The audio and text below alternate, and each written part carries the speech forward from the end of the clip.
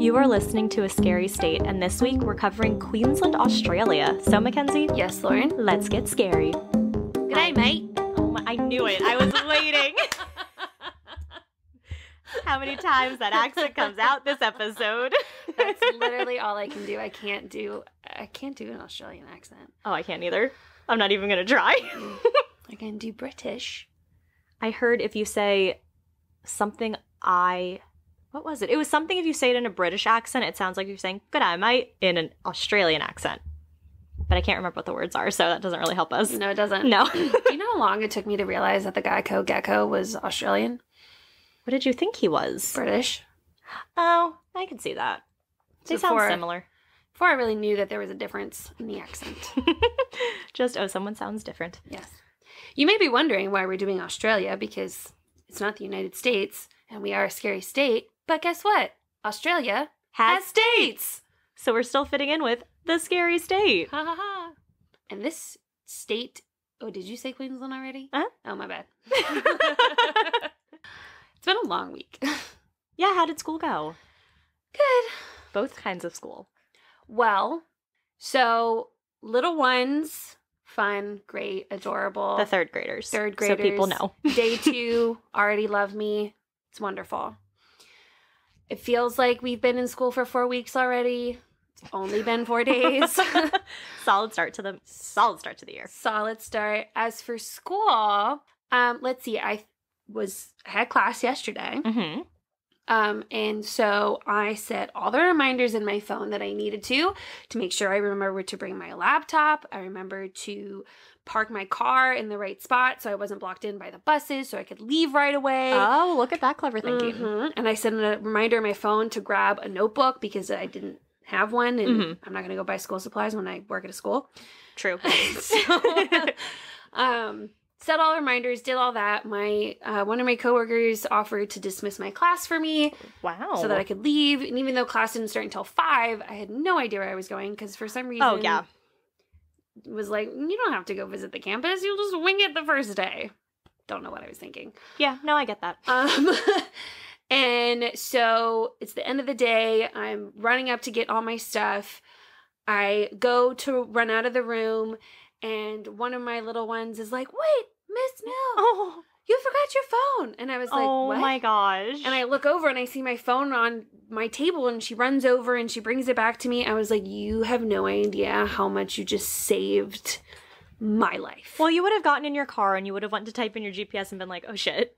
Well, had a mini panic attack. To get from where my car was back to where my classroom is, it's in the back of the school. Oh. So I would have, and it's dismissal, so I'm going upstream. Oh, yup. It would have been a mess. So thankfully, I didn't have to do that. But then I get halfway down the hallway and I realize, don't have my water bottle. Left it outside for recess. Run outside. I'm not going to go back inside. I'm closer to the parking lot being on the playground than I am in the building. So I just keep going. I was like, man, okay, good. I'm so glad I have an hour. I can figure out where this is. I should probably check my email because I have no idea where I'm going. Don't even know the name of a building. Oh my gosh. Nothing. You were so prepared. You know, I've been doing a lot, okay? So I get on my email. I'm checking through things, trying to find it, and I see this email. I was like, oh, from my professor. Great. Click. Hi, I'm your professor. Blah, blah, blah, blah, blah. This is a hybrid class, which means it's... in person and online. Exactly. Mm-hmm. This week, it'll be asynchronous. So, have this all done by next Wednesday. And I was like, oh. Okay. But it shows you can do it. Like, you can get out in time. Mm-hmm. It was like a test run. So I just went home. I did not go back. I was going to say you should have gone to the campus to see what that drive would have been like and to find where you're going so we don't have a repeat next week. Well... I went home and laid in bed instead. I mean, the better option of the two, honestly. Right. So, I don't know. I'll figure it out. I'm sure you will. Maybe I'll go on Sunday. Okay. Just, Just 'cause, Yeah. Yeah. Just at least know where the campus is. That would be helpful. I know it's close by.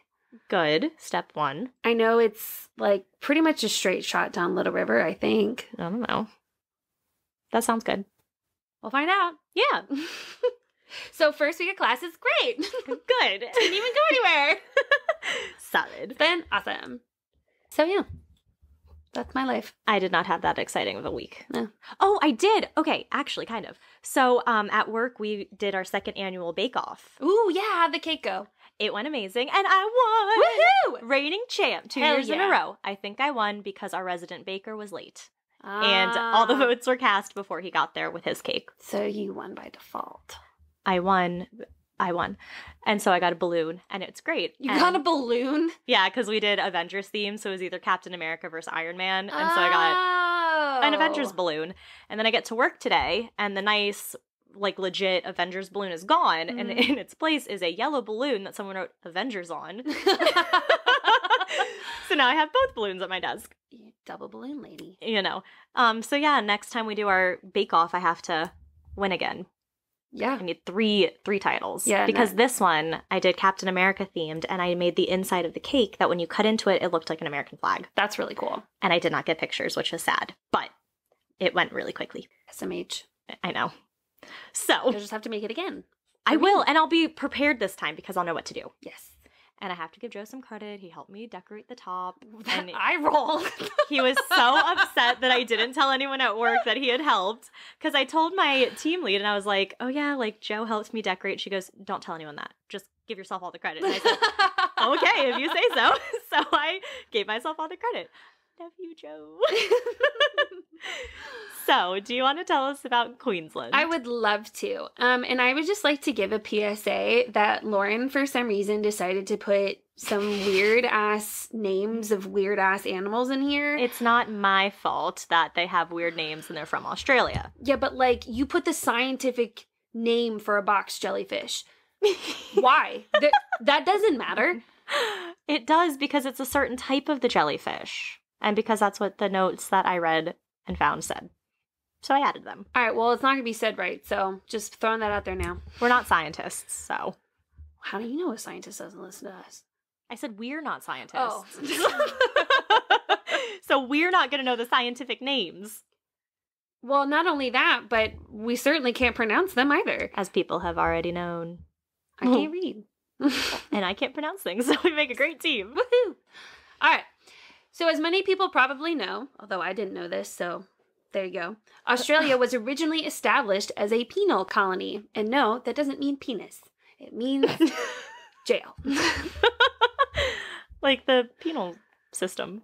I don't know. When I hear penal, it sounds like penis. It does. So. Do you say penalty or penalty? What? Yeah.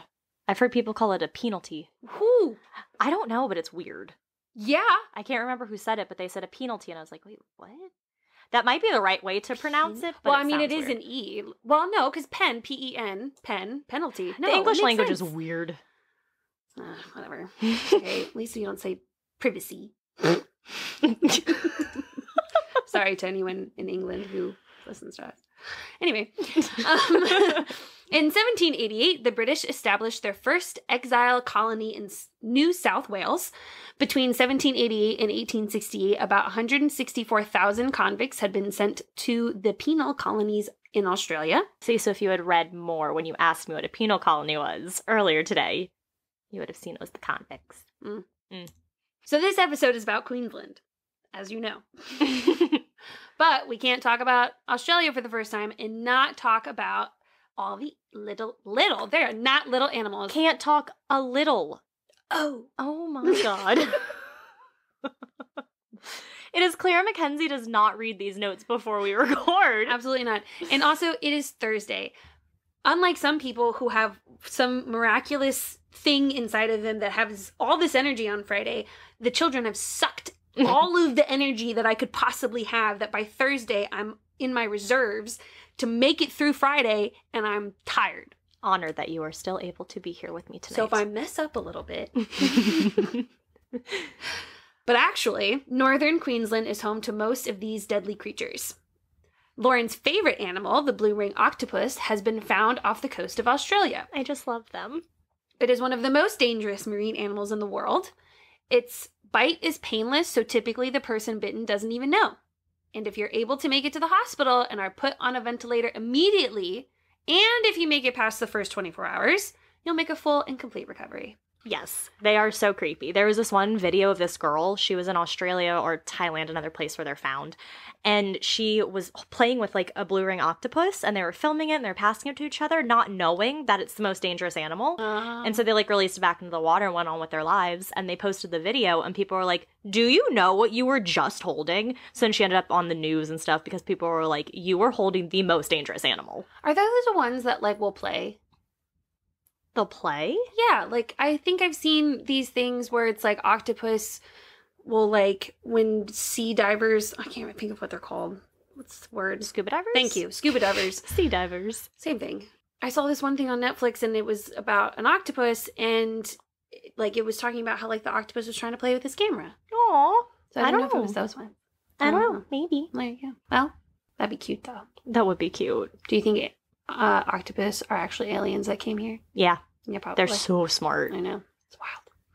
Australia also has a host of dangerous and venomous animals. Between 1971 and 2013, saltwater crocodiles accounted for 106 fatalities.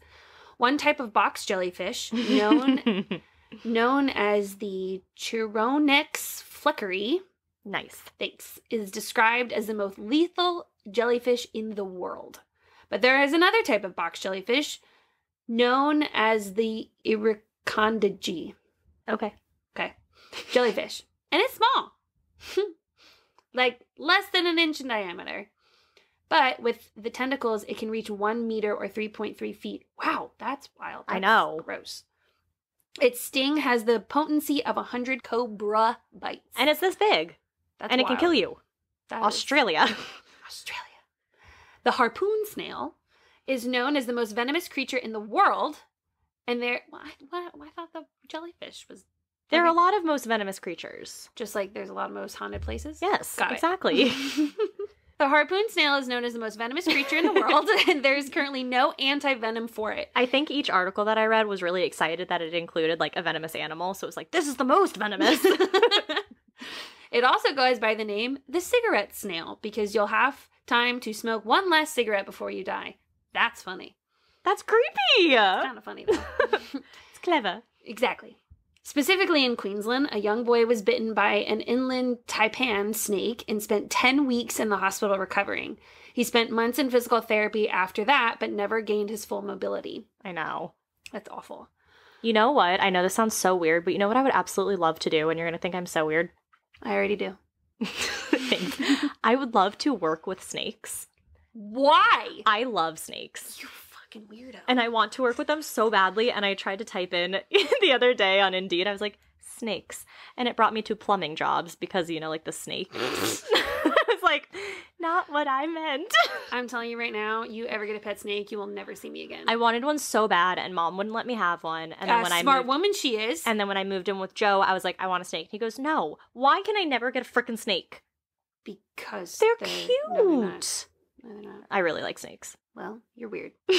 Thank you. But more specifically about Queensland. Queensland is the second largest state in Australia at 2.5 times the size of Texas and has a population of over 4 million. It is known as the Sunshine State due to its 261 average days of sunshine every year. Oh my god, that sounds amazing. That does. Ugh, that's where I need to go. The Japukai Dance Theatre in Kuranda, North Queensland is in the 1997 Guinness Book of World Records for the longest running show in Australia. It first started in May 1987 and ran until July 1996 with more than 7,000 performances and 1.2 million visitors. Mm-hmm. Women voted for the first time in a state election on May 18th, 1907, and that is before the United States, for anyone keeping track. Australia also uses metric measurements and does their dates in a day, month, year format, which also was so confusing when I was looking up my stuff because I thought it was 2019, but then I realized it was February 19th because it was just... I was confuzzled. It is very confusing. Although I guess it makes sense. Well, they go small, medium, large. So, like, small date, then month, then year. I mean, I feel like it's 6 one way, half a dozen another. You're either saying the 25th of August or August 25th. Yeah. I mean, it's the same thing. Some of the oldest dinosaur footprints were found in the outback town of Winton. Have you seen the movie Outback? I don't think so. Oh my god. So it's kind of like the same vibes as, I think I compared it to Madagascar, but Oh. the Outback. Oh, that sounds cute. Is it like a cartoon? Yes. Oh. It's a children's movie. And it's on Netflix. And if spiders and scorpions and snakes looked like these little guys, I would totally get one. Okay, so if there was a snake that looked like one of those, I could get it. I relate so well with Nigel. Okay, I will keep that in mind. Oh. He's a little nervous. Did you know that scorpions glow under ultraviolet light? Yes, I did. Isn't that cool? I think Sure. it's cool. From a distance. Yes, from a distance. There are over 100 islands off the coast of Queensland, one of these being Fraser Island, the world's largest sand island. I don't know what that meant. It was just like a big fact that they had about this island. What else are islands made of? I guess know. dirt. I don't know. I don't know. Far North Queensland is home to the Great Barrier Reef, the world's largest living organism. It reaches over 348,700 kilometers squared. It is larger than the UK, Switzerland, and Holland all combined. Australia lost a war to emus, the Great Emu War of 1932. I was talking about this at work, and one of my coworkers was telling me about it. I said, oh, we need to find out why. So why is because these farmers went to this one area to farm, and the emus, emu, I don't know why I say emu, but the emus were there, and they were like really bad, and they were taking up all the farmland and stuff, so the farmers tried to like get them away. So like I think the military came in, was trying to get them, but their bullets weren't enough for the like emus, and they couldn't get them with the bullets, and they were really fast, and they ran away, and so pretty much Australia lost the war against them. I don't think they like talking about that, but I thought it was important to include in our notes. I mean, it's interesting. It is interesting. The Devil's Pool, located near Babinda, Queensland. I don't know if that's right, but I like how it sounds. Babinda.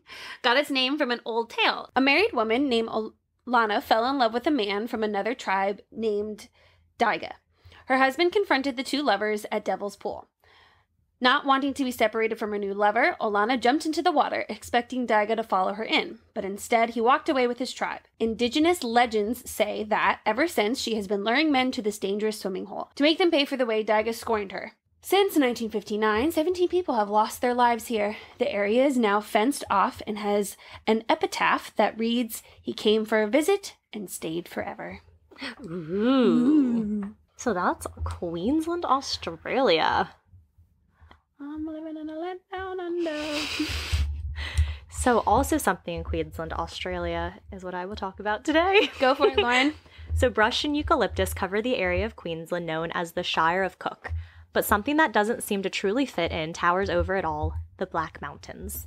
Black Mountain Kalkajika National Park. Wow, that was impressive. Thank you. Is a 1,930-acre protected area in the Shire of Cook, Queensland, about 14 miles or 25 kilometers south of Cooktown. This is an area that, to this day, many will avoid for the tales they have heard of strange creatures, unexplained lights, UFOs, and mysterious disappearances. From a distance, Black Mountain looks just like that, a large, looming, dark mountain, but up close you can see that the whole mountain is made up of huge granite boulders, some measuring up to 20 feet, or about 6.1 meters long. These boulders have been dated back between 251 and 259 million years ago. Wow. Wikipedia describes the mountain as, quote, "The softer land surfaces above the solidified magma eroded away over time, leaving the magma's fractured top to be exposed as a mountain of gray granite boulders blackened by the film of microscopic blue-green algae growing on the exposed surfaces." It's a long run-on sentence. Yes, it is. Colder rain falling on the dark, heated granite boulders causes the boulders to progressively fracture, break, and slowly disintegrate, sometimes explosively. Oh, wow. So sometimes they just, like, explode. Due to the jumbled nature of all of these rocks, labyrinths of mazes and passages have formed and run the length of these mountains. Wind also tends to rush through these mazes, causing eerie sounds that resemble moaning, crying, screaming, wailing, and deep hissing. Oh my god. The wind also blows out a rotten smell that comes out from time to time. Ew. The Kukunu-Yungal people who are native to the area call the mountain Kalkajika, which means the place of the spear. This also simply translates to the mountain of death. Oh, good. So it's no surprise that they shun and even avoid this mountain. The Queensland Department of Environment and Natural Resources has been advised of 4 sites on this mountain that are of particular mythological significance.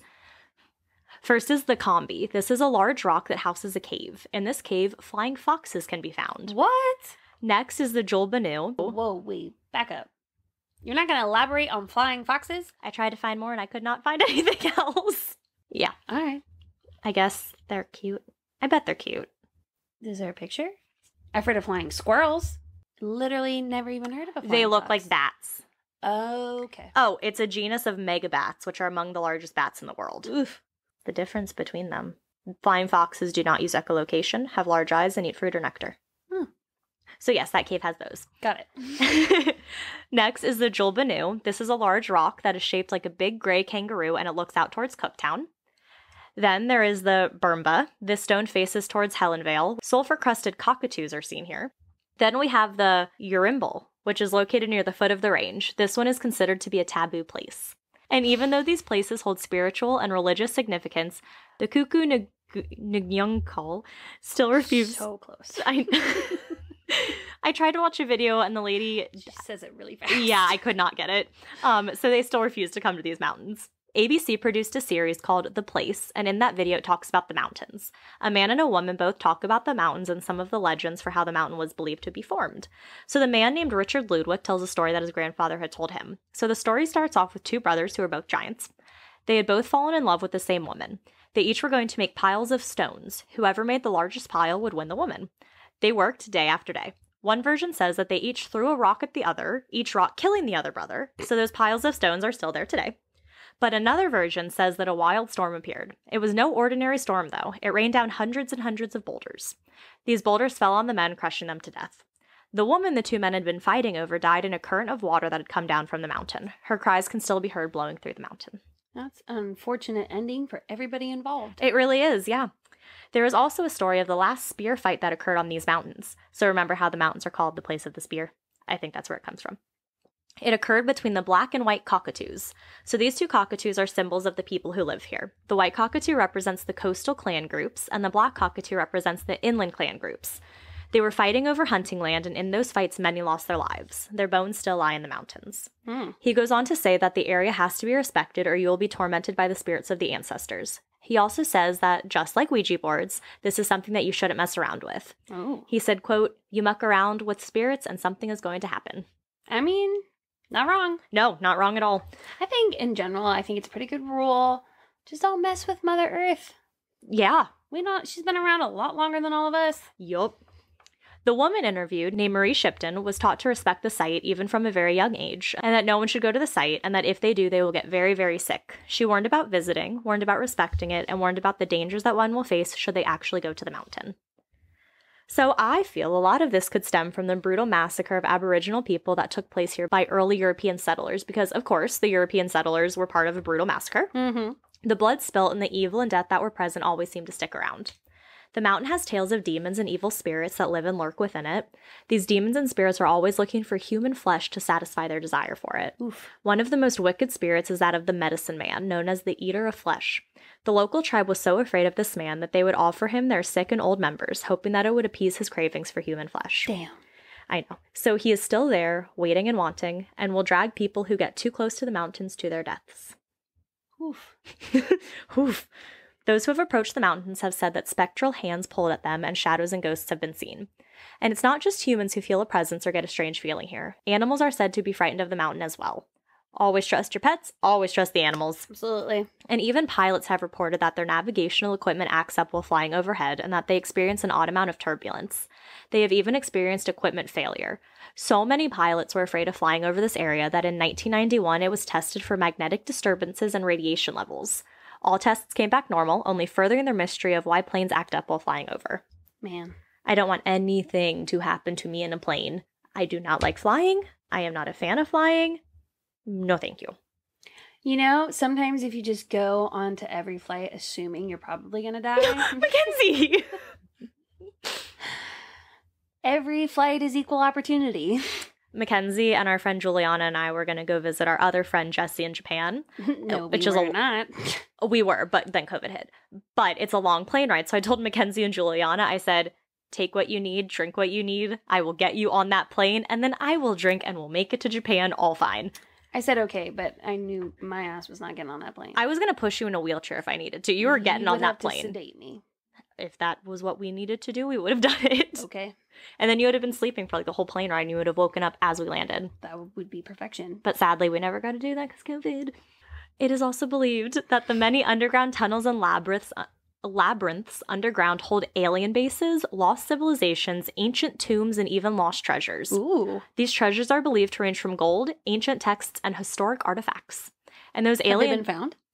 I don't think so. I don't know. Have the mazes been found? Oh, yeah. Oh, okay. Yeah. And these alien bases are believed to be the famed and infamous reptilian alien humanoids. Oh my god, that was in an episode of Doctor Who. Oh! Well, they are said to keep slaves, or keep humans as slaves down there. I mean, we probably deserve it after a while. And some people believe that those are the people who go missing. Oh, interesting. Mm-hmm. It is believed that a whole race of aliens are lurking just beneath the surface. The octopus.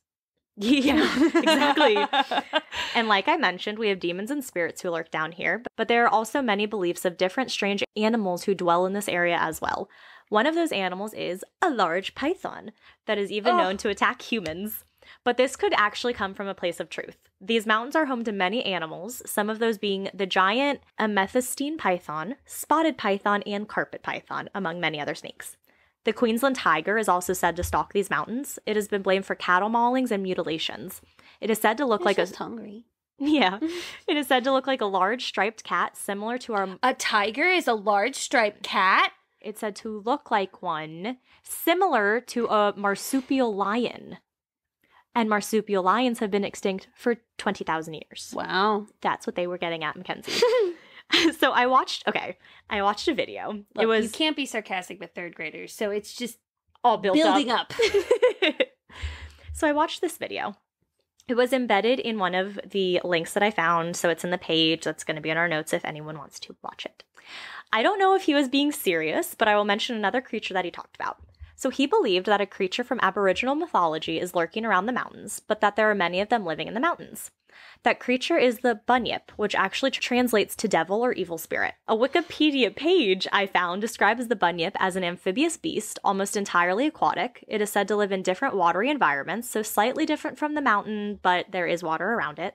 In the article, it said that it usually has two main descriptions. The article said that the description of the bunyip usually falls into two main categories. 60% of sightings say it resembles a seal or a swimming dog, usually between 4 to 6 feet long with shaggy black or brown fur. It has a round head, no tail, prominent ears, and then whiskers like what you'd see on a seal or otter. Sounds cute. I know you love your otters. I love my otters. 20% say it is a long-necked creature with a small head. These ones are said to be between 5 to 15 feet long with black or brown fur, large ears, small tusks, an elongated head like a horse or emu, a maned neck that stretches about 3 feet, a lot of folds of skin. Ew. I know. I have that in my notes. Ew. And a horse-like tail. So that still leaves 20%, so maybe that is the category that the guy from the video's description falls into. He describes the bunyip as a giant teddy bear with really bad breath. So this is the part that made me skeptical about his video. He said that Elizabeth Taylor, a British and American actress, had once visited these mountains. She needed inspiration for a new perfume line she was working on. She learned that the mountains are often referred to as the Black Diamonds, so this inspired her to name her perfume White Diamonds. Some say that the perfume has a striking resemblance in smell to the bunyip's awful breath. Damn. But since her visit, apparently, not a single person has gone missing. The video says that not a single person has gone missing because Elizabeth Taylor took the bunyip home with her to continue making her perfume, so it is no longer roaming around the mountains taking people. I mean, it was quite a weird claim. It is. It is a very weird claim. But it's not like it doesn't make sense. It just might not be logical. Technically, it makes sense. Technically, it makes sense. So one of the most odd phenomena of this place, though, is the large number of disappearances, which is why the mountain is sometimes referred to as Queensland's Bermuda Triangle. The Queensland Department of Environment and Resource Management also talked about how stories are present from the European colonists, as well as the Aboriginal legends that talk about horses and whole mobs of cattle disappearing into the labyrinth of rocks never to be seen again. Oh, wow. The website for that long department name also says, quote, beneath the outer boulders lies a maze of passages and chambers, enticing the explorers of unusual places or those wishing to hide away from pursuers. In the ink-dark interior, sheer drops, pockets of bad air, or unexpected encounters with snakes or bats could easily cause panic and injury to intruders entering that eerie underworld. So it sounds reminiscent of H.H. Holmes, his murder castle, which you can hear more about in our Illinois episode. Hint, hint. Wherever you get your podcast. Wherever you get your podcasts. So this website advises visitors to stay away and not venture to the mountain due to the dangers it houses. Obviously, there are original stories and legends of people disappearing before the Europeans arrived, but the first modern account of a disappearance came in 1872 or 1877, depending on which source you read. There was a carrier, someone who transports documents and such, named Grainer. He was the best carrier in the area. In July of either 1872 or 77, he was on his way to Palmer River. That night, 3 of his horses escaped, or a stray calf was seen, heading in the direction of the mountains.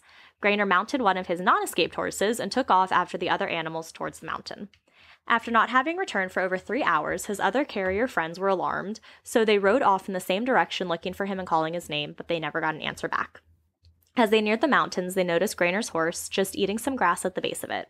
A search was conducted, but no traces of any kind were found. When nothing turned up, it was assumed that all 3 had fallen into one of the chasms between the boulders, so him, his horse, whatever they were looking for. Yeah. But an Aboriginal tracker said that it was as if the earth had opened up and swallowed Grainer whole. Oh, wow.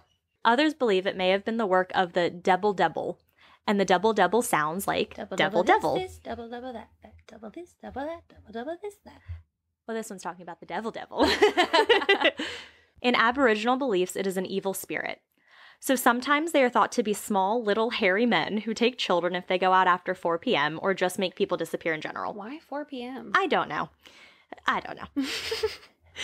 This belief in little spirits making people disappear is actually a common belief among many different groups and in many different areas and cultures. Then, just a few years later, there was another unexplained disappearance. A notorious criminal named Sugarfoot Jack and some of his accomplices were involved in a shootout and fled to the Black Mountains. An exhaustive search was conducted, but no traces were found and the men were never seen again. It was as if they had just vanished. 13 years after Sugarfoot Jack went missing, another strange disappearance occurred. A man named Ryan, who was a constable in the nearby Cook town, was following a fugitive along with a few other men. He tracked the fugitive to the Black Mountains and continued to track that criminal all the way to the mouth of a cave where the trail abruptly ended. At that point, just let the guy go. Sorry. I will move that. I have this glass giraffe that I love, and Mackenzie was holding it, and I said, don't clink it, your rings will clink. And she goes, I'm just holding it. And the one day that I've worn the least amount of rings I think I've ever worn at one time. You clinking. I'm clinking. So the trail ended, and it was as if the fugitive had just disappeared right off the face of the earth. So Constable Ryan entered the cave to try to find the man he was looking for. Is it really that serious of a crime? He wanted to get this fugitive. I don't know. He went inside but never came back out, according to those men who had been with him. Neither Ryan nor the fugitive he had been looking for were ever seen again. In 1892, a man named Jimmy Wren went missing. He had planned to go out looking for gold. He and a friend were staying at Joyce Hotel near Cooktown. They started on their gold hunting journey and eventually stopped at a cavern near a creek for a break. Jimmy was ready to continue on after the rest, but his friend had been drinking and just wasn't ready yet. So the two decided to split up, with Jimmy going ahead and his friend hanging back until he was ready. They planned to meet up at a hotel a few days later, the Helen Vale Hotel. A few days later? Yeah, I guess to do the whole trail or whatever. Their gold hunting expedition. People back then lived tough. Well, the friend arrived a few days later, but Jimmy was nowhere to be found. Immediately, a search began, with Inspector Fitzgerald leading the investigation. The investigation and search went on, but Jimmy was never found. No trace, absolutely nothing. With no other explanation, Fitzgerald believed that Jimmy's disappearance had to have been intentional, but everyone who knew Jimmy knew that wasn't possible. He was a well-liked guy, so no other theories were ever able to come forward. So somewhere between Treventhal and Helenvale, in only an area of a couple miles, Jimmy completely disappeared and was never heard from, seen, or found. And yet another man, named Harry Owens, went missing in November of 1882. Harold Owens was a farmer and a well-known settler in the Okie Creek district. On Sunday morning in November, Harry went to his farm, only to find out some of his horses had gotten out, so he set off to go find them. On his search for the horses, he was seen by a carrier heading towards the mountain, but that was the last time he was seen or heard from. Police, trackers, and hundreds of friends and families set out to search for Harry in the mountains and the area around the mountain. After about a month of searching, still no trace had been found. Right as their search for Harry was coming to a close, another man named George Hawkins went missing. He had gone to the mountain to see if the area around the mountain would be good for feeding his cattle. He knew that people had disappeared around the mountain, but he didn't really think much of it. He was seen traveling on Palmer River Road and had even spoken to someone who was traveling on the road as well. That person then saw Hawkins leave the road and ride towards the mountain, never to be seen again. The search started up again for Hawkins. 2 officers decided to search inside one of the caves, so they both made their way into the mountain, but only one came out. When the officer emerged, reports say he was so rattled and terrified by whatever he had witnessed that he was unable to give a coherent report of what had happened in that cave. Again, no trace at all was ever found of Hawkins or the other officer. There had been no evidence of foul play and no evidence of any animal interference. It was as if they had just up and vanished. The official verdict was that Owens and Hawkins disappeared at Black Mountain. What if it's like the portal to another dimension? And Ooh. when they hit a certain spot, that's why it just poof is gone. Oh, that would be so cool. I'm telling you. That would be cool. That would be cool. So that was like the official verdict. But the natives' verdict was that, quote, they were eaten up altogether by the Dibble Dibble. Then, in the 1920s, 2 professional cave explorers decided that they would venture into the cave to see if they could figure out the logical reason behind all of these disappearances. They went missing. Some trackers went to go find the explorers. They also went missing. It's not funny, but it's like... It's also like... It's like, come on. The definition of insanity. Right. In 1932, a man named Harry Page was hiking in the mountains and went missing. Not long after, though, he was found dead. His cause of death was unknown. So other than Page, he was the only one whose body was found. Mm-hmm. No traces of any of those who have gone missing have ever been found, even after extensive search efforts. An official theory about these disappearances is that the mountain simply swallowed up those who have gone missing. An official theory. As in, they fell into caves, crevices, or chasms that litter the mountain. Or just became hopelessly lost. That's what they mean by swallowed up. We should go. We should go. Uh-huh. Uh-huh. To see if my theory is right, because my theory sounds pretty cool. It does. But then we'd be in an alternate dimension. And that'd be kind of scary. But what if it's better than this one? Where we have more rights and things like that. There's just a lot of things that could be better. There are a lot of things. There's like so many things. I can think of like 5 off the top of my head. Off just an easy list. So, if we ever have a lot of money, big if. Big if. Huge if. Mm-hmm. We should see if I'm right. Here, I have a plan. Oh my god, I have a plan. Okay. We'll get one of those phones, the one where it's like a can and there's a string connected. Yeah, I did that with my kids. Yeah, and you go through where we think the portal is. I'll be on the other side. And then if you do go to an alternate dimension, we can talk. Because other like electronics might not work. But a can string thing can't fail. Unless it's in the vacuum of space and there's no sound in space. Because there's nothing for matter to... But then you would die. Because you wouldn't be able to breathe. Right. So you wouldn't know where I was. You should just come with me. No. I am too scared of that. Well, I don't know. I think my idea sounds really cool. I like your idea the best so far. So there have been a few who have escaped with their lives.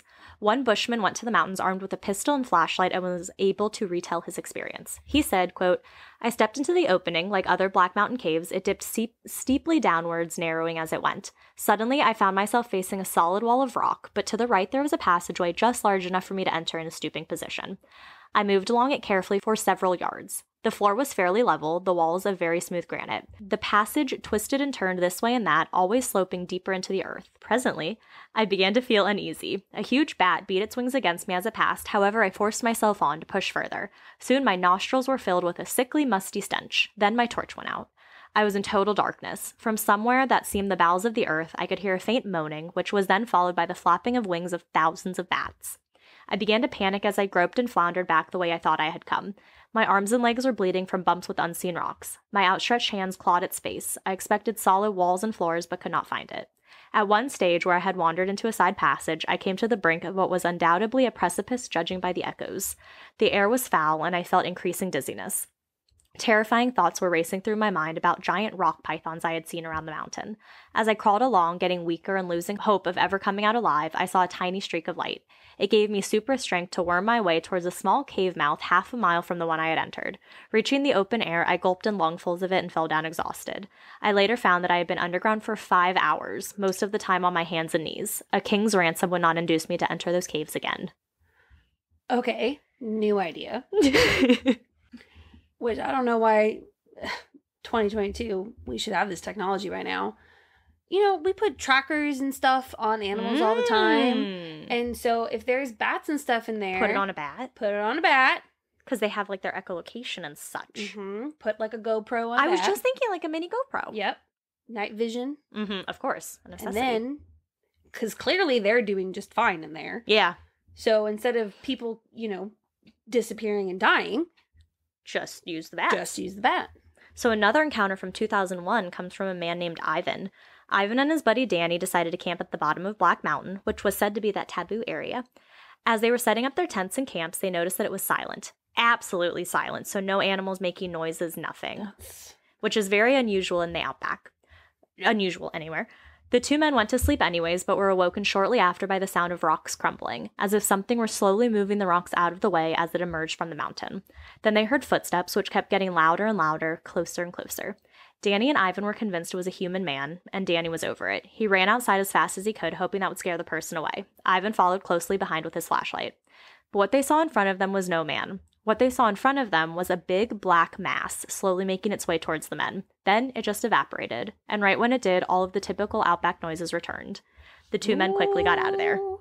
It may be easier to explain why some people have gone missing and have never been found, though. The mountains have many, many crevices, caves, passages, and other dangerous obstacles, so it's very likely that some of those who are missing fell into one of these obstacles, getting lost, hurt, and even dying. Or they're in another dimension. Obviously. Those that have been in the mountains and made it out say that the inside of the caves are unpredictable and complex.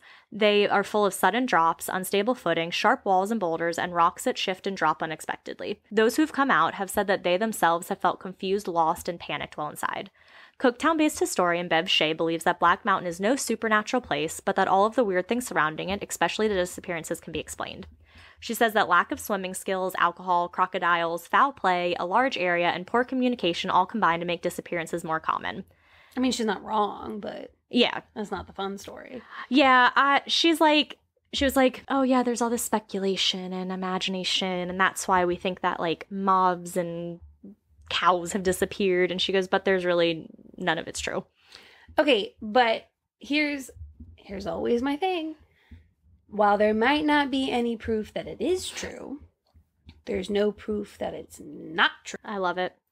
So another weird fact, there are apparently many black mountains located all over the world, and each are linked with strange disappearances. So this video I listened to... It is how the octopus got here. Ding, ding, ding. It is like they're, I don't know, wasn't it in like the Transformers movies or something where there was like certain places around the world that were like, satellites, antennas, something. Maybe all of the Black Mountains, I don't know, send up a signal, or maybe when it was Pangea and everything was all one big continent, maybe we should look at a map and figure out where the Black Mountains are and see if it makes like a circular shape or something. Down, okay, yeah, we'll do that. It's like down towards the bottom of Australia, or at the top. You just said it was all over the world. Oh, like the Black Mountains. Yeah. Oh, yeah. Well, if they connect, that would be awesome. So, this video I watched, he said that a woman from Virginia disappeared at the Black Mountains in Wise County on November 30th, 1908. That's here. Yeah. Oh. Yeah, so we said Virginia. I said, what? So apparently there's some Black Mountains in Virginia. I always pass Wise, Virginia when I drive down to Radford. So yeah, so other Black Mountains have also reported many different disappearances as well.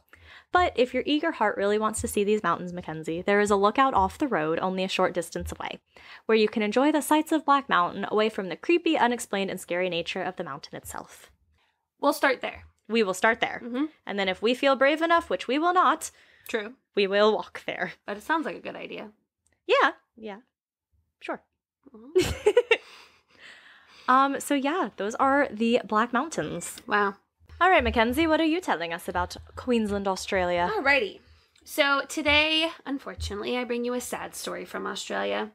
This story discusses domestic violence, abuse, and suicide, so please be advised and do what is best for you. I came across the tragic story of Hannah Clarke. The more that I read about this woman and her story and her bravery, I knew that it was one that I needed to tell. Once I saw that her family had started a foundation in her name, that sealed the deal, and it was something that I wanted to share with y'all today. Because we do like our cases where it goes towards a good cause. Absolutely. So I will share more on how you can support the foundation at the end of the story. Also, the more that I go into the story, the more me and Lauren will most likely be saying, fuck the patriarchy, men suck, we hate men, etc. So, but if you're a good man, then you know that these things don't apply to you. If you get upset or offended, maybe you need to take a look at how you're treating people. The all men thing. And so before we begin though, in Australia, the Crisis Support Service Lifeline is on 13 11 14, and the National Family Violence Counseling Service is on 1-800-737-732. In the UK, Samaritans can be contacted on 116 123, and the domestic abuse hotline is 0808 2000 247. In the US, the suicide prevention lifeline, oh, this might be old because it changed now, didn't it? You can text now, I think. Oh, okay. Isn't it like 4? It was like 4 digits. Or 3 digits. Like yeah. 999, I think. Something like that. We can look, and we'll post all of these numbers too in like the show notes. Yeah. But in case this is also still a number, 1-800-273-8255, and the domestic violence hotline is 1-800-799-SAFE 7233. Other international helplines can be found at www.befrienders.org. Yeah, so we'll add all of that. And I'll probably share it again at the end. All right. So if you need to skip ahead, now's the time to do so. Hannah Clarke was born on September 8th, 1988. She had a brother, Nathaniel, and it was unclear where exactly she was born. However, she ended up in Queensland. A couple years after Hannah graduated, she met her husband, Rowan Baxter. Baxter was a former rugby player from New Zealand who was 11 years older than Hannah. Soon after the two had met, Baxter proposed to Hannah that same year, and they were married by 2012. Together, they had 3 children and were together about 10 years. The oldest was Aaliyah, 6, and is described as being strong and bright. Next was Leanna, 4. They would sometimes call her Little Middle, but her grandmother described her as a little dynamo. And last was Trey, 3, who lit up his mother's world. He was a mama's boy through and through. Oh, this is already making me sad. Yeah, doesn't get better. Any descriptions like this is always like, oh no. Yeah. Hannah loved her children more than anything. Hannah was described as being full of life, smart, and cared deeply for others. Her mother would describe her as a beautiful soul. As wonderful as she was, Hannah was married to and living with a man who showed, quote, love in possessive and controlling ways. Oh, I hate it already. Mm-hmm. Rowan Baxter looked at a wife as a person who either cleans or to be a sex worker. I changed the word that they used, but you get the idea. Because I'm not going to disrespect women like he did. And yeah, that word's not, really used anymore. It's ridiculous because I'm like, don't shame the person who has the job. Yeah. You're not going to shame the person who's paying for it. And I've talked to my mom about this too. Like, it could be a fine job if everything's just like clean. And then it would be safer for the women. Exactly. And it's also like ridiculous that they would not be doing this job if someone wasn't paying for it, yet no one thinks to say, hey, yeah, maybe, yeah, stupid. There's a lot. You know what? But if you want to do that, more power to you. I was on TikTok once and I saw a stripper in Vegas made $33,000 in one weekend, Thursday to Sunday. God. Wow. That's like what I make in a year. I'm in the wrong profession. Anyway, family members describe Baxter as being misogynist, who would even put fear into his family members. He had this, quote, dangerous sense of possession over Hannah and their children. Baxter had been married prior to marrying Hannah. He shared with Hannah that he had told his previous wife that if she ever tried to leave him, then he would end his life and the life of their child. Oh my God. I didn't see more on this previous relationship or this child. Hopefully no visitation from him. Yeah. Hopefully there's no more on them because they're just fine living their life somewhere. Right. Being possessive, controlling, and abusive was not new to Baxter. His behavior would even seep outside of his marriage. Pastor Christopher Ensby knew the couple from the gym they both frequented. It was unclear if the couple attended the church, but the pastor was close with them. Okay. So I'm assuming, based on what they told him, I think it'd be pretty weird if they just went to the gym together. So, well, you become close with your gym people. True. Shout out to all my gym people. Yeah, but no. Yeah. Enough for Hannah to confide in him about the troubles in their marriage. Ensby would see Baxter training people to the point of vomiting. Oh. He described him as a, quote, alpha male with controlling and paranoid behaviors. Oh, we love the alpha male. Baxter controlled everything about Hannah's life. She could not do anything without her husband's approval. He decided what she could and could not wear, when and where she went, and who she was allowed to see. It makes me so sad when this happens to women. Oh, because it's absolutely. not like, no woman is like, oh, I just want the guy to decide everything for me. Like, something happens and it just, before you know it, this is what's happening, and there's no way to safely get out of it. I did read, as I was reading through this case, I believe it was her mom was saying that when they first got together, He's very charismatic. Mhm. Whole family loved him. Always are. She was a little weary, but he seemed to win the heart of everybody. Mhm. And it wasn't until they had their first daughter that's when a switch flipped. I hate that. Yeah. So. And I hate to say it this way, but a lot of times it's like they get their wife pregnant and then they're like, well, you're with me now. Yep. Exactly. He would constantly insult Hannah and put her down. He would demand sex from her every day, but then also call her a fat pig. Mm-hmm. Hannah's mother shared that he told Hannah she was not allowed to wear shorts or the color pink because it was, quote, for children. Okay. Mm-hmm. And he wouldn't even let his own children win any games that he played with them. In true misogynist fashion, and for those of you that may need a refresher on this term, Google stated it in simple terms: a person who despises, or is strongly prejudiced against women, also known as a bachelor and renowned misogynist. Synonyms: women hater, anti-feminist, male chauvinist, male supremacist, chauvinist, sexist, male chauvinist pig. Oh. MCP for short. Oh. Oh my gosh. Also, side note, there's going to be parts where I read things from the articles I found. Mm-hmm. And I'm going to read some of the captions on the pictures because the stark difference between the journalism over there versus here. Oh, okay. Like the way, I mean, there was no making it seem like Baxter was any sort of good person. Oh, good. I'll have to find it, but it was basically being like, deceptively looking like he loved his children or something like that. Okay. Like, love that. It was wild. What we need here. Right. Because it's like... Stop making the bad guys nice at any point. Right. Like, there's a time for not having bias, and then there's a time for calling out things that are wrong. Mm-hmm. Absolutely. So, Baxter certainly did not believe in the golden rule. His own cousin reported to the media that at a family barbecue, she saw that Baxter was sending hundreds of texts to other women. Hannah may have even known about her husband's infidelities. Aww. Unfortunately, Hannah did not see herself as a victim of domestic abuse. She told her closest friend, Manja Whaley, that Baxter had never hit her. Another close friend of Hannah's, Nicole Brooks, shared that Hannah told her of times when Baxter would choke her when he was, quote, full of adrenaline after a jujitsu class and telling her, "You have no idea what I'm capable of." Ew. Mm-hmm. I think the saddest thing I read was from her first friend had made this really long Facebook post. Aww. And, Hannah never thought of herself as a victim because he didn't hit her. Because it doesn't fall into what you think immediately when you think of domestic abuse. Exactly. But then you don't think of all the other types of abuse there are. It's not just physical. Exactly. There's financial, emotional, psychological. And he did all of that. All Financial, of that. Psychological, emotional, all that. Yeah. In 2019, Hannah knew she needed to leave her husband. She knew that her life and her children's lives were not safe. As one can imagine, in a situation like this, not only is it very difficult for a victim to leave, but it is stories like this one that hopefully can help people understand why leaving is so difficult. Mm-hmm. Leaving Baxter was no easy task. Hannah and her 3 children moved into her parents' home in Camp Hill. Baxter was still able to see his children. After an altercation between Baxter and Hannah, their oldest daughter, Aaliyah, once yelled at her father to not come back. Oh. The reason behind their argument is not known. Aaliyah stopped answering her father's FaceTime calls or would come up with some reason to get off the phone quickly.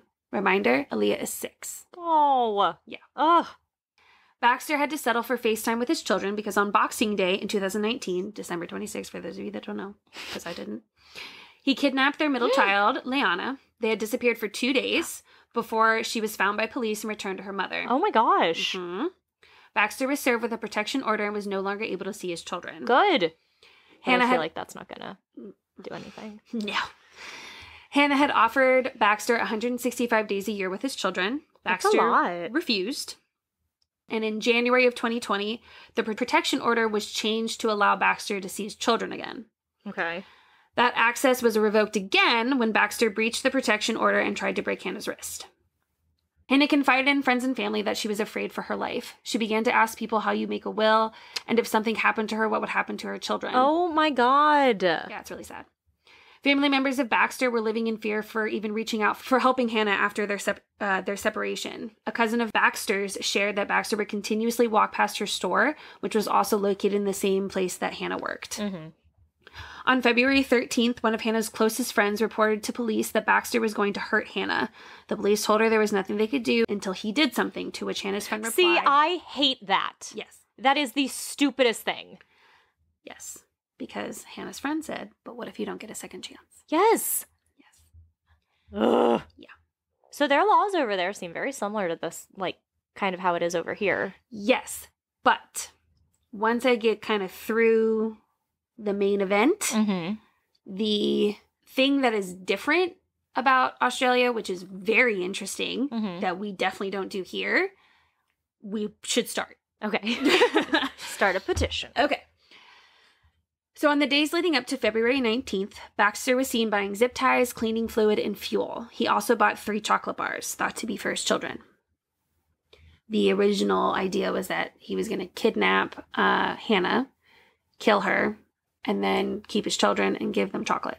Okay. Yeah, I don't know. Yeah, very equal things there. Mm-hmm. The story I'm about to share is a compilation of witness statements about what happened on that day. At one point in my story, I'll be sharing a recorded conversation between Hannah and a police officer. The story may have some graphic details and does discuss suicide.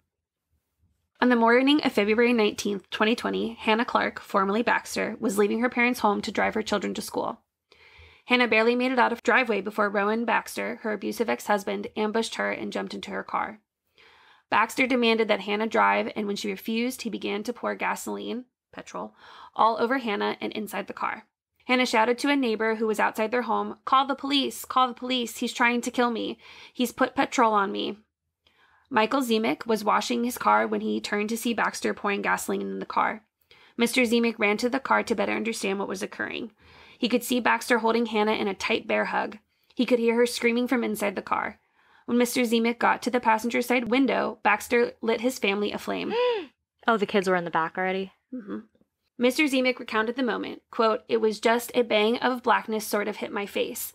I sort of turned my head around briefly. When I came to look up, the whole of the inside front was ablaze." Jeez. Somehow, Hannah managed to get out of the car. She was screaming for people to help save her children. Mr. Zemek could hardly even tell that there were children in the car. Hannah was pleading for someone to save her children. "My babies are in the car. Why didn't I just stay in the car with them?" Saying to Mr. Zemek, "I didn't save my kids. I couldn't save my kids." Samantha Convey was driving her children to swim practice when she saw the car in flames. She saw Hannah lying in the grass severely burned.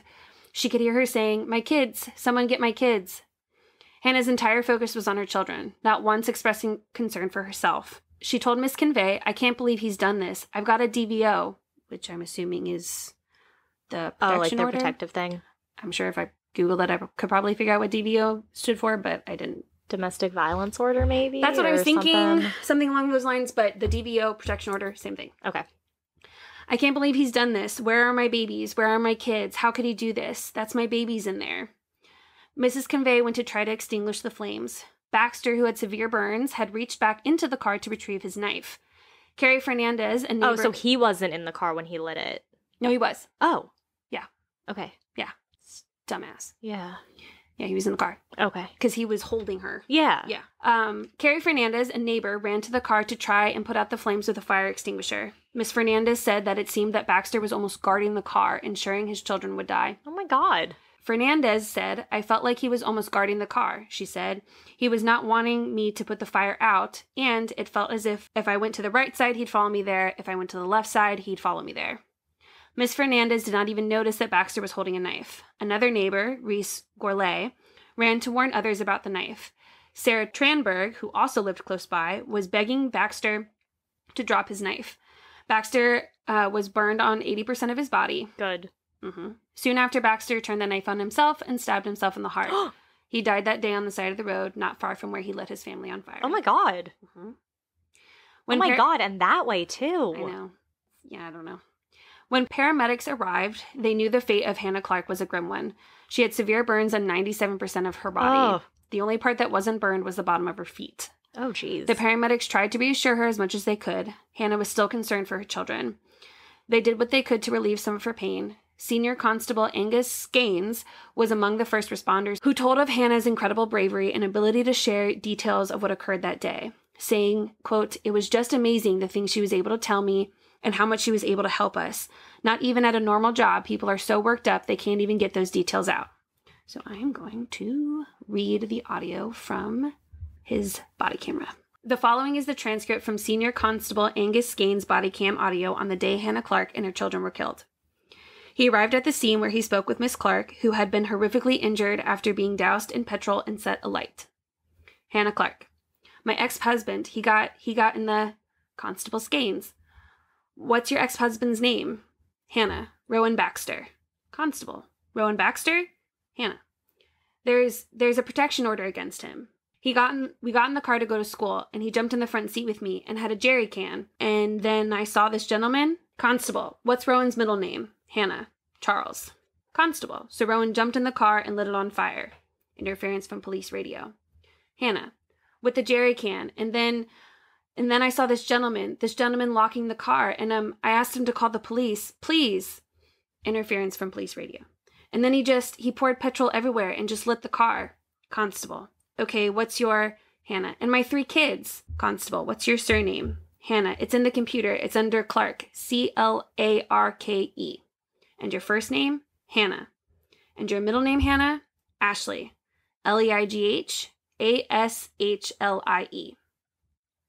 What did you say your middle name was? Ashley? Sorry. I'm sorry. I'm so sorry. No. You're doing amazing, actually. Hannah, what did you say your middle name was? Hannah. What was that? Ashley. Constable. Ashley? Ash. Hannah. Lie. Clarke? Clarke. Yeah. So I'm just trying to, or it might be under Baxter even. And you're at Camp Hill, okay? Yeah, just up the road. Yeah, Romeo 481. I've got the details of the suspect for this. Don't know if anyone's passed that on yet. Negative, go ahead. I'll load them in. That was from the radio. Constable. Surname's Baxter. First name, Rowan. Charles. Middle name, 9th of the 5th, 1977. Speaking to one of the victims here. She said he's hopped in the car with the children, told her to drive, poured petrol in the car, and then lit it on fire with the 3 children in the car. Unknown direction. Haven't gotten description of clothing yet. I'll do that now. Radio. Okay, 481. So he's decamped, has he? I don't know what that means. Constable. So what was Rowan wearing? Hannah. I don't even know. Maybe a singlet and shorts, but his shorts on the ground, so I think he's ripped it off. Okay. Hannah, can you go through as much detail? I know it's very hard. Just tell me from the very start again. Hannah. Yeah, we jumped in the car to go to school. Constable. Where did you jump in that car? Address redacted. Up the road. Mm-hmm. Constable. Yeah, and then what happened? I turned the car on. Yeah, and then he jumped in the front seat and I started to scream. Yeah, and then he just told me to drive. Okay. He said all I wanted to do is see my children. Constable. Yeah. Hannah. And I just said, no, get out. And he said, you need to drive. And he had a jerry can. Yeah. In his hand? Yeah. He just told me to drive, so I started driving. And then I saw this gentleman washing his car, and I pulled over and said, please call the police. Please call the police. And then he just... Sorry, no, go, yep. Queensland Ambulance Service. Hannah, I'm just going to give you some pain relief. Hannah, poured petrol everywhere and lit the car alight. Constable, okay. Whereabouts? How far did you drive to get here? Like, it's just up the road. Sorry. Ambulance Service. No, you're right. Keep going. We're getting IV access. Constable. Yeah, no problem. Was he living at your house in the time? Hannah. We've got a protection order. Constable. And when was the last time you saw him? He had FaceTimed the kids last night, but the last time I saw him in person, maybe a week ago. Okay, and had he done anything threatening previously? Yeah, not to me, no. No. Has he hurt you previously? He tried to break my wrist 2 weeks ago. Constable. Okay, did the police know that? Hannah. Yes. Okay, and that's what... So the Carina police know everything. Yep, no, that's perfect. Okay, do you know where he's living? Redacted. Okay, no problem. I'll leave you with the ambulance officers now. And the person who kind of ran the trial, which I'll get into later, said that had he lived, that would have been enough to... Good. Yeah. So, sorry for the awkward back and forth, but I just wanted to make sure people knew who was talking. But imagine someone who has burns on 97% of their body, and that's the conversation she has. Yeah. She's spelling her name. Yeah. She's giving descriptions. She's telling addresses, like... Has a lot of wherewithal for everything that's going on. Absolutely amazing. I was just, wow. Just wow. Unfortunately, Hannah Clarke died the next day at the hospital. Aww. Yeah. So in Australia, there are court proceedings called inquests. An inquest is a quote, court hearing conducted by the coroner to gather information about the cause and circumstances of a death. Okay. An inquest isn't a trial, and there is no jury. It's not about deciding whether a person is guilty of an offense or civilly liable. Mm-hmm. Inquests are not a formal court hearing. They're a way for the coroner to gather more evidence and information on the cause of death. Once the inquest is concluded, the coroner shares their findings and even advises on policies such as public health or safety in order to avoid the situation from happening again. Oh, wow. The reasons a coroner can call for an inquest are: very few investigations precede an inquest. However, an inquest must be held if the death occurred in custody, I'm assuming of police. Yeah. Death occurred while the person was in care and there are issues about the care. Death occurred as a result of police operations unless the coroner considers an inquest isn't needed. Attorney General directs that an inquest be held. State coroner orders an inquest to be held. Or district court upholds an appeal against a coroner's decision not to hold an inquest. Okay. A coroner may, and this is the best part, a coroner may also hold an inquest if it is in the public's interest to do so. They may decide that there is a significant doubt about the cause and circumstances of death, or believe an inquest may prevent future deaths or uncover systematic issues that affect public health and safety. Interesting. Brings us to the inquest of Hannah Clarke, which is how I got all this information. Oh. Because they kept saying inquest, and when I realized that the husband died, I was like, oh, wait a minute. Yeah, what are they? Yeah. How is this all coming about? Yeah. But, like, why would there be a trial? Right, exactly. Deputy State Coroner Jane Bentley called for the inquest into the murder of Hannah Clarke and her 3 children. At the end of the inquest, Jane Bentley shared her recommendations, calling for more training, police stations to have support workers and lawyers to assist families, and specialists in domestic violence. Bentley stated, I often say we have to start responding to the red flags before more blue police tape surrounds the family home. Dang. Mm-hmm. So what I thought was interesting was that, you know, she, like, and there's more specifics in the article I read about what she was exactly calling for. I just kind of summed it up. Yeah. But I just found it interesting that she could, in Australia, for public health reasons, like domestic violence is an issue that's not just in Australia, it is all over the world. Yeah. To be able to bring light to it and say, this is what needs to be done to fix it. Wow. So it's almost like you can't say, well, we don't know what to do. Like, yeah. Someone is giving you the information you need in order to help prevent this from happening again. Yep. So I did not want to leave this story on a sad note. In March of 2020, Hannah's family started Small Steps for Hannah. And I'm going to read a little bit about that. So the homepage on the website says, together we can halt domestic and family violence.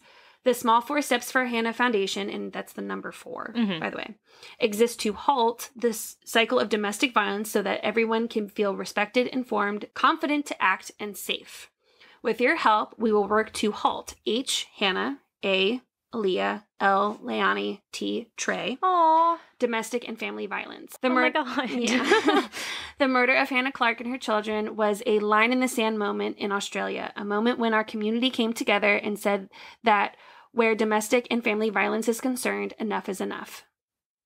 Of course, for Lloyd, Sue, and Nat Clarke, it was much more than that. On that fateful day in February 2020, the Clarke family lost 4 beautiful souls in the worst circumstances. In their quest to honor Hannah, Aaliyah, Leani, and Trey, and to ensure that no family should endure this pain again, the Clarke family have started a movement for change. Small Steps for Hannah to put a halt to the incidences and severity of domestic and family violence in Australia. Through Small Steps for Hannah, it is the hope of the Clarke family to harness the collective desire of all of us to make positive changes required to halt domestic and family violence and take the steps required to do it. Small steps that will eventually be giant leaps forward. Aww. It gets even better. So, in addition to that, in May of this year, a property developer teamed up with the foundation to build Hannah Sanctuary, which will be a housing development that helps victims of domestic violence. So, if women and children are trying to That's awesome. escape, they have this safe place to go. That's awesome. I think I read somewhere that it can hold 9 families. Oh, wow. Yeah. Okay. It said townhouse, and then when I heard 9 families, I said, clearly their definition of a townhouse is different from ours. And I got things from all over the place, and then I lost where I found certain things, and I couldn't find it again, so some of this is from my memory. Okay. And so at first I thought it was just one house, but then it kind of sounded like it was a development, so it might be... So, like, you know how in college or whatever you have one building?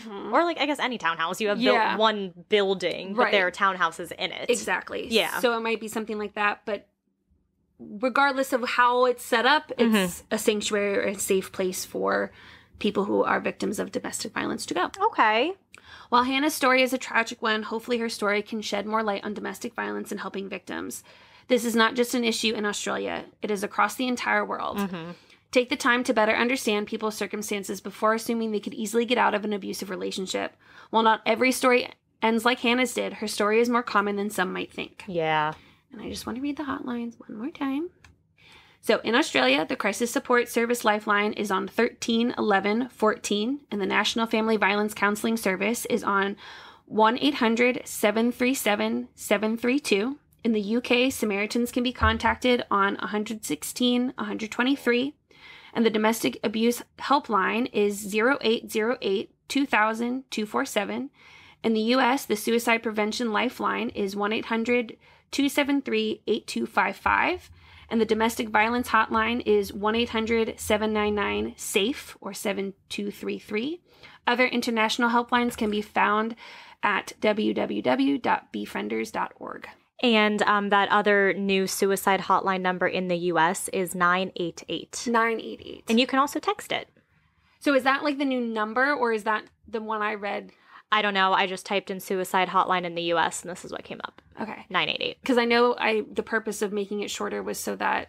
It says it has been designated as the new 3-digit dialing code. Yeah. So... I feel like it's... Yeah, so there's... easier. On this website, it shows that number that you just gave with a little arrow pointing to 988. Okay, cool. So, both work. So, if you or someone you know is a victim of domestic violence... then hopefully you can reach out to those resources and get the help that you need and deserve. And like I said at the beginning, we'll post those in the show notes. Yep. Ugh. Well, and I'll post the website to Hannah's foundation. There's definitely ways to donate. I don't know. I'm assuming that anyone in any part of the country can donate. I doubt it's like, I mean, money is money. I don't think it has to come from... America, like Australia. Oh, yeah. Money. I'm sure it'll be able to do some conversion or something or other. So I'm sure it's fine. And then you can read more about how to get involved, events going on. So if you are in the Queensland area, then you can find out more about it. If you're in the United States and just want to make a donation to help out from afar, you can do that as well. Yeah. Well, that was a very sad case. It was sad. And I mean, no true crime case that we talk about is ever happy, so to speak. But I felt once I started to read more about it, and especially because she has this foundation and, you know, we hear about domestic violence all the time, but I still feel like it's, again, one of those situations that we have going on in this world where we say, yeah, it's a problem, and then don't do anything about it. Don't do anything about it. Well, yeah, if you can donate anything, that would be great. You can find all of these pages as well, all of the donation links at our website at ascarystatepodcast.squarespace.com. Our social medias are Twitter, A Scary State Pod, Instagram and Facebook, A Scary State Podcast. And we won't go any more because this is a long episode, other than please give us 5 stars on Spotify. So I think that's all. So stay scary. Stay safe.